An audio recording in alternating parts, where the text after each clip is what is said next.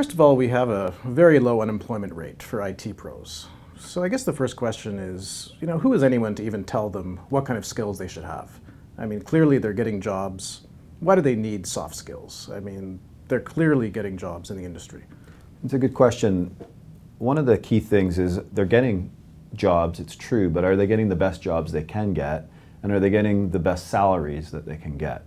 So some of the things they need to look at are some of the soft skills. They need to, because if you're a technology professional and you're a Java programmer, you may be one of the top programmers in the city, but are you getting the most out of your skills? So you have to think about when you're going to the interview, are you going to be able to express your soft skills as well as your technical skills?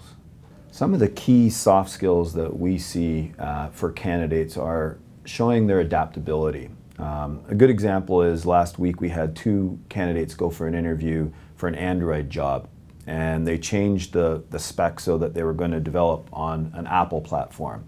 Midway through the interview, the one candidate said, I'm an Android guy, whereas the other candidate said, no, I'm really excited about learning about Objective-C and about the Apple platform. The latter person got the job. And one of the issues I've heard for IT pros is that, the hiring process isn't just a one-off affair. I mean, they don't just go in and get interviewed by someone, that would be their manager, for instance. They have to go through HR first, and this person may not know exactly what skills are required. And, that's where it comes in, isn't it? The soft skills, right? For sure. I mean, it would be a perfect world if they could just walk in and interview with the technical person, but that's why they need to have the soft skills, because normally the HR person or the recruitment person isn't technical. So they have to be able to demonstrate their adaptability, their teamwork, how they can listen to the questions to those people to even get to the second stage of the interview.